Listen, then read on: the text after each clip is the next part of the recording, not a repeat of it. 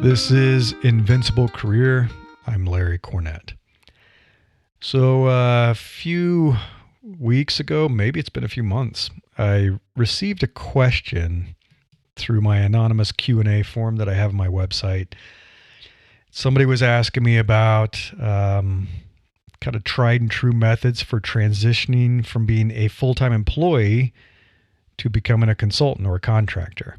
So being able to make a living, providing your skills and expertise, regardless of where you are in your career. So you got an early stage, mid, late stage. And some people I think are okay with working for someone else, for being employed, for several years. That can be going on for maybe even a decade or two. But at some point they get the itch to start to want to break free, do their own thing, and start their own business. And not everybody feels this way. Plenty of people work their entire careers without ever going independent.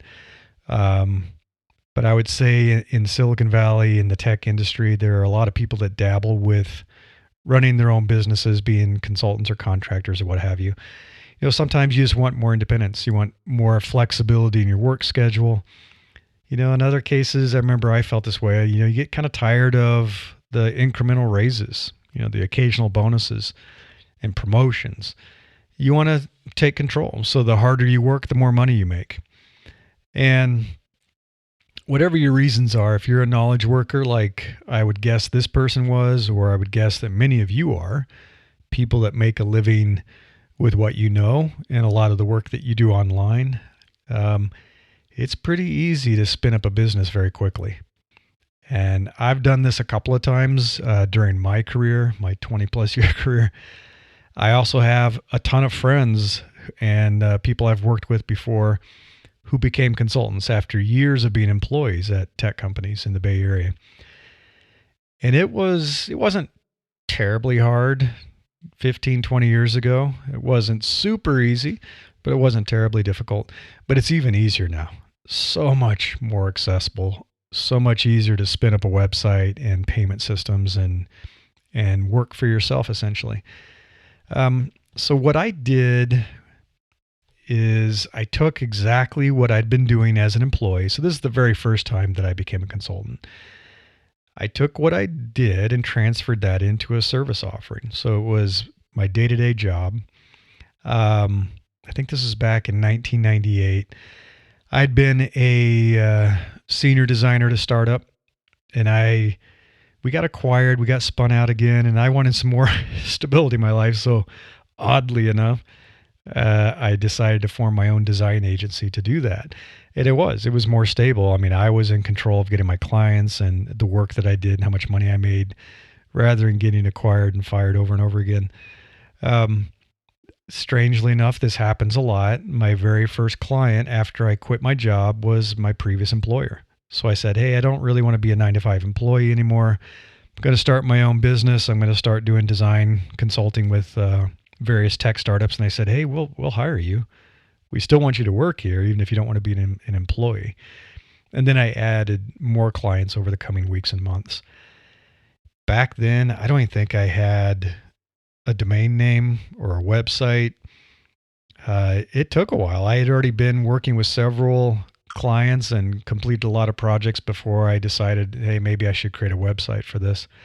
And social media didn't even exist at that time. So there were no Facebook pages or Twitter profiles or Instagram or anything like that. So the only way people could reach me was through email and phone. So I had some business cards that people could use to find me. Advertising was really new then, the online advertising, I should say. It was mostly just really expensive banner ads, if you remember banner ads. So I wasn't going to buy any of those. My sources of landing new clients is really word of mouth. So I had a lot of people that knew me from my days, at Apple and at the startup and IBM and so forth. And so word of mouth got out that I was consulting and people would hire me. Partnerships with other designers, engineers, program managers, project managers. And so they would bring me on to work with them. So it was pretty easy. I mean, what I was selling was what I already knew and could do. So it was services, obviously. It was seamless. I'd been doing this work, as a full-time employee for years and years at, IBM and Apple and some startups. So it was pretty straightforward to transition to working for clients. So the first question you might have if you're interested in this is, how do you define your business and your services? And really the value that you create for your employer isn't that different than services a consultant would sell to your employer if they were trying to replicate exactly what you do. So one really useful exercise is to take your job description, your very detailed job description, and there may be one that your employer uses to hire additional people that do what you do at your level. Turn that job description into a business plan. So describe your proposed services for your business as solutions to the problems that your target clients have. And you know this because you've been an employer. So you know the problems that your employer's been facing and why they hire people like you. But how would a business describe its services if they had to offer what you do? Now, remember, the rules do change when you're a consultant or an independent contractor. You now have a lot more autonomy. You have the freedom to decide how the work gets done, where you do your work, when you do the work. You don't just say, oh, I'm going to do whatever they tell me to do, because that sounds way too much like an employee. So if you want to be considered self-employed, you have to have that autonomy. You have to decide how you do your work. You determine when you get paid, how you get reimbursed for expenses. You buy all your own hardware and software. You take care of your benefits, right? So you're going to pay for your own health insurance. You're going to put money into your retirement account. You don't get paid vacations from an employer. So none of that stuff. You're on your own. The company won't be taking care of any of it. It's helpful, and I would suggest that you do this. Talk with an accountant. Get some clarity on how you want to form your company. I was a solopreneur, how many years? Probably for most of the years that I did it. I did it as a sole proprietorship, providing those services. It wasn't until much later when I was like, well, I'm going to be doing this probably for the rest of my career, that I said, I better form an LLC. So, you might want to look into forming an LLC to give you a little bit of protection, to put your assets into a separate bucket from your personal assets. Some people want to do a full corporation. A lot of it depends on how your company is going to be structured and if you're going to have partners and employees and so forth. But talk with an accountant to determine what is the best company formation for you, how you want to handle your banking, your accounting, tax prep, all that stuff. They're going to tell you, it's like, and you should set up a completely different bank account for your business. So you're keeping your finances totally separate. It makes it a lot easier for the accounting and tax work later. Same with credit cards, debit cards. Keep them entirely separate. You have to be really careful with the clients, because they're going to try to dictate how you do your work. It's normal. They're going to say, hey, we'd really love to have you come into the office. It's surprising. Some people are still wanting people to come into the office.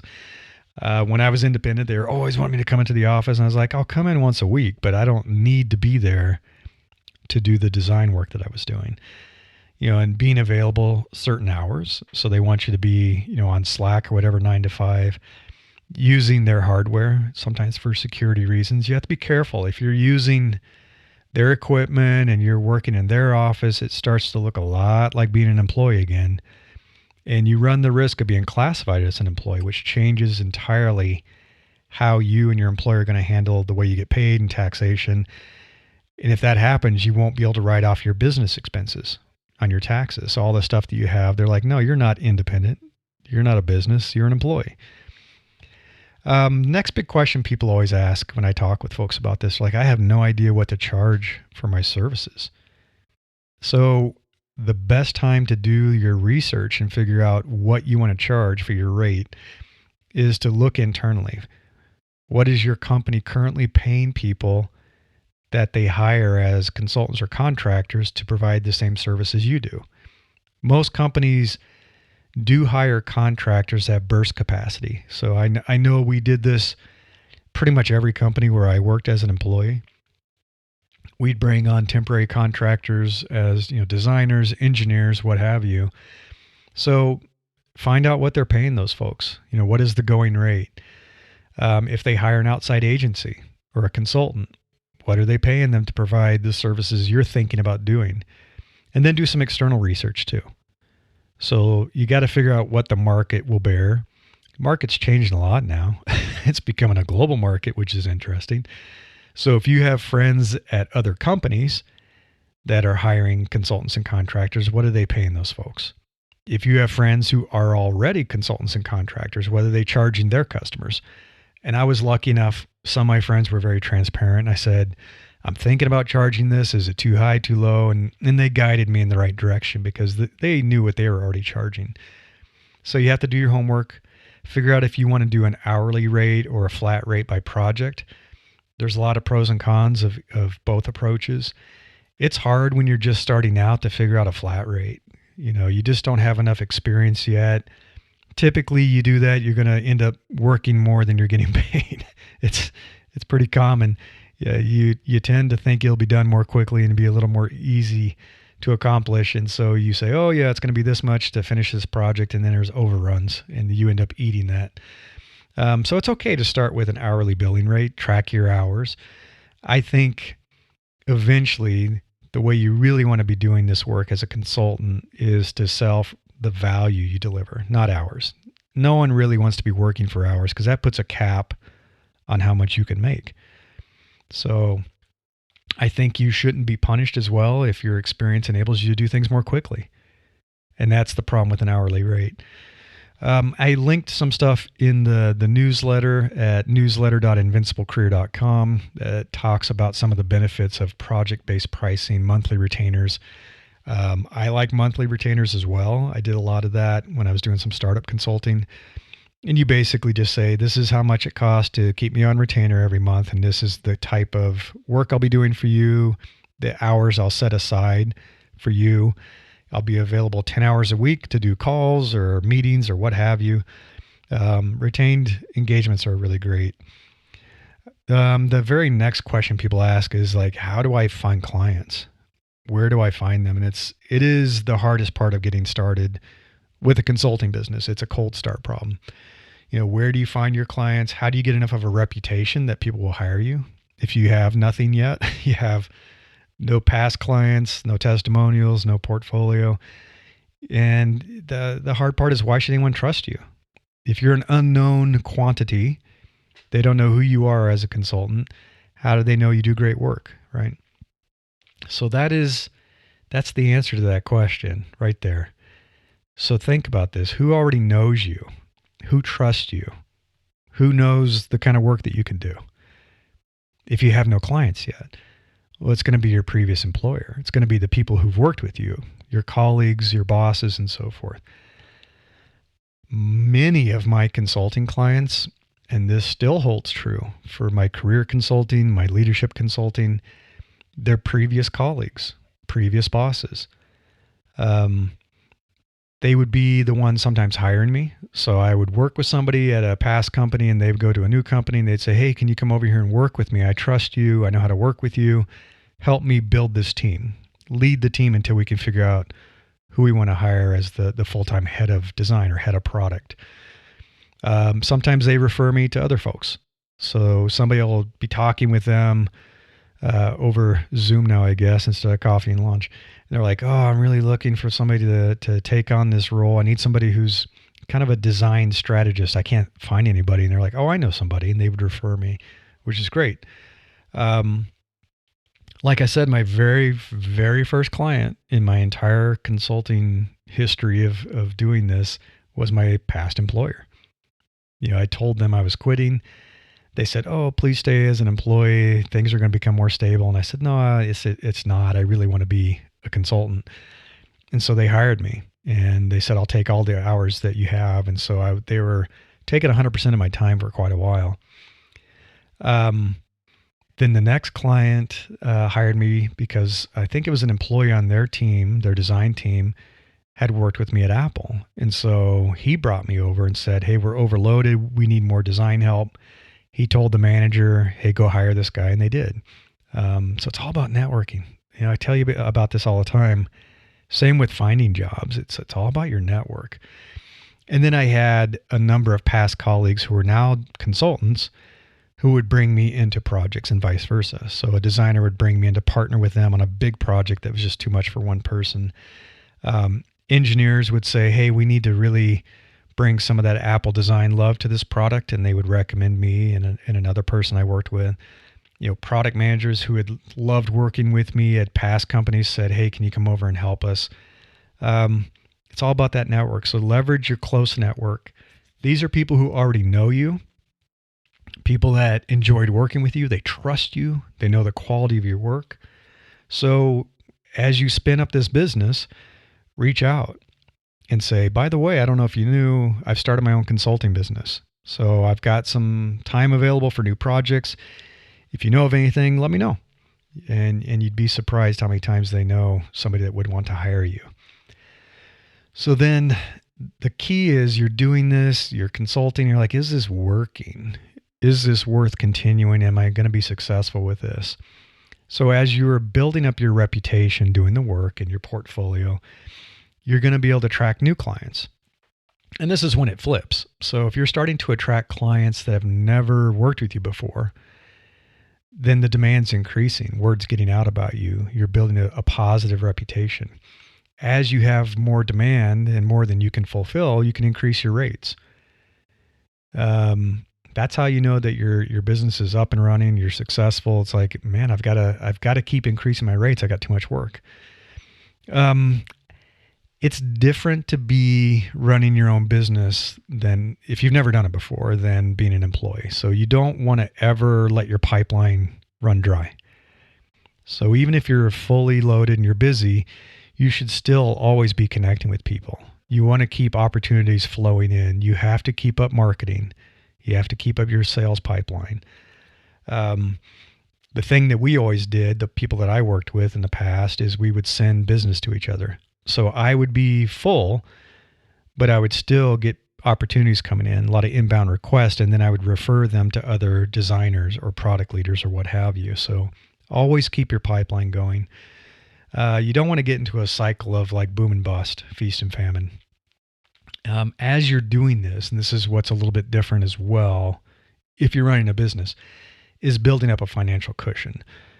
There's a lot of reasons for doing this. One is you're going to be accountable for all your taxes. You have the self-employment tax and things like that, or business tax. So you're going to have to be aggressively putting stuff into your financial cushion to be able to cover that. But also, if things go kind of quiet, if there isn't as much client work flowing in, you're going to have that financial cushion to help carry you through. Then you've got the question of things are successful. What now? What do I do to grow this business? Some people are happy with kind of a steady state of being a solopreneur and, just doing what they can do, the kind of work they could provide. I know some folks like that have been doing it for 20, 30 years and they're making a good living, but they have no ambition to turn it into a massive business. They're just happy.